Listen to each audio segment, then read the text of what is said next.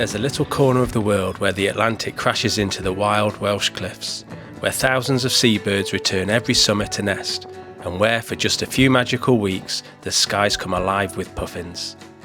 Welcome to Skomer Island. I've come here with one goal in mind, to try and photograph the puffin in its natural home. Hi everybody and welcome back to the channel. Today I'm at one of the most remote and beautiful wildlife locations in the UK. I'm at Skomer Island. I've been here before and I'm really excited to get up close with the puffins again and hopefully get some good photographs. Every summer from late April to early August, Skomer becomes a nesting ground for over 30,000 puffins. But you have to time it right and be ready to work for your shot. The only way to reach this island is by boat from Martinshaven. A short crossing, maybe 15 minutes, but it feels like stepping into another era. As you leave the mainland behind, you pass seabirds skimming the waves and cliffs rising in the distance. And when you land, no cars, no shops, no phone signal. Just the wind, the wildlife and a handful of researchers who call this place home during the season. So I've tried to pack as light as I could for this trip. It's something I really find difficult. I like to take all my camera gear with me. But what I've got with me is my Canon 5D Mark IV and a Canon 90D. Now the Canon 90D will be mostly for doing the filming. And I've also got 100 to 400 millimeter lens because you want that reach to get those shots of the puffins flying, or any of the other birds actually. We've got guillemots here and we've also got razorbills. But also the 17 to 40 millimeter lens will come in handy because a lot of the time the puffins are so close to you that they're literally walking around your feet, as you'll see later in the video. And also on top of that, I've got plenty of SD cards, plenty of batteries all fully charged, and plenty of drying cloths because I have been here before, and as it's quite exposed, if it starts raining you need something to dry your equipment off. So there are a few things I've got to carry with me, and I've also brought plenty of snacks. That's my number one concern when I come here, as there's nowhere to buy any food. So bring plenty of food with you. That's probably taking up most of my equipment today, so I'll look forward to my lunch. But before that, we've got quite a lot of photography to do.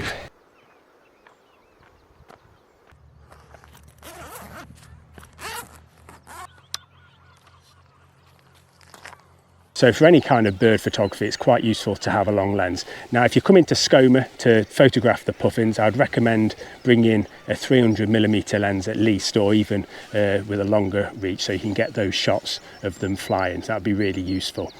They are quick and they do move around a lot, so you want a quick shutter speed. Now I'm going to be using at least 1/2000th of a second. I'll probably be going quite a lot quicker, especially for those shots of them flying.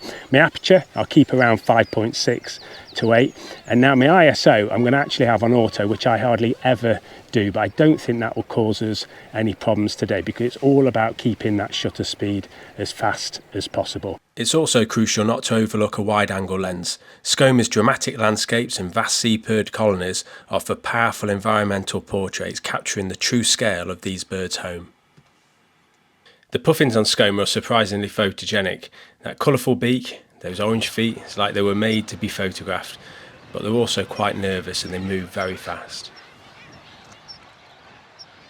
So I'm just off the path here and there's a burrow about 10 feet away and there's a pair of puffins coming in and out. So hopefully I can get one of them bringing in some fish. Getting a shot like this isn't quick. It does take some serious patience. I hung out in the same spot for quite a while, just waiting for that one perfect moment, but it was definitely worth it.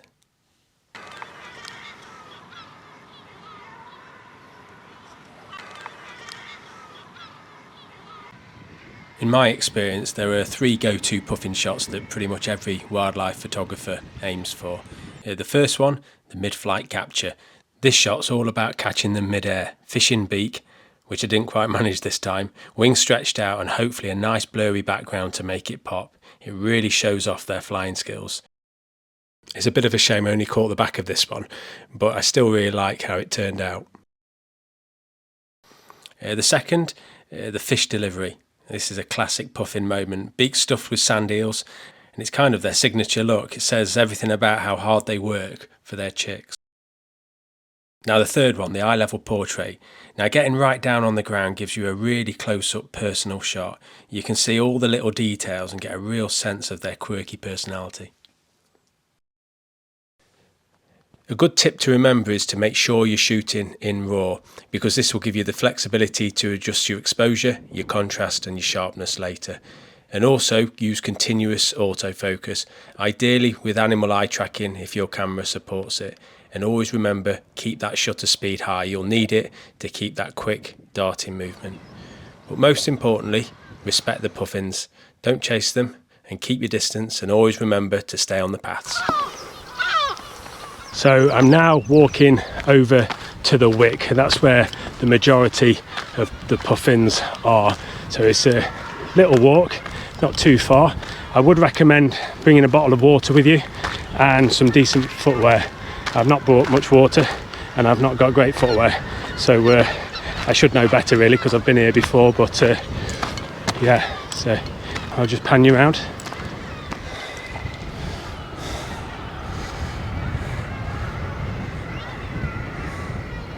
There's all sorts down there. There's some puffins down there, and I have seen some razorbills and some guillemots as well, which is pretty cool. If there's one place on Skomer Island that really steals the show, it's the Wick. This narrow cliffside path is Puffin Paradise, and easily one of the best spots in the UK to see these little seabirds up close.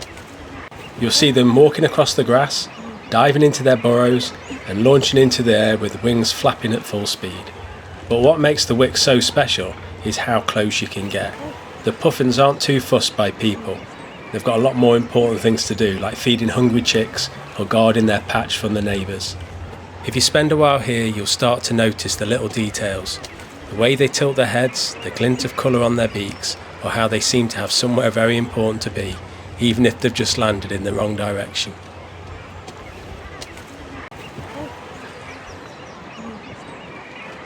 Coming up are some more of my favourite puffin shots of the day, but just before I boarded the boat to head back, I managed to spot a couple of other birds, some of their auk family relatives and even a surprise visitor. First up is the guillemot. It showed up right near the jetty and I managed to grab a quick photo before it disappeared again. Then tucked onto a little ledge was a razorbill.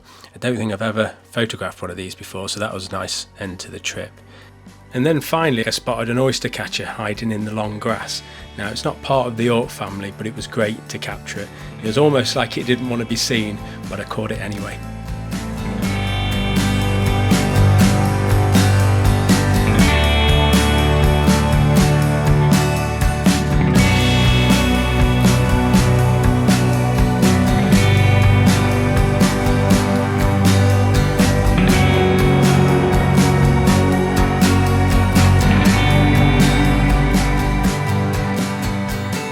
So thanks so much for joining me on my journey around Skomer Island today.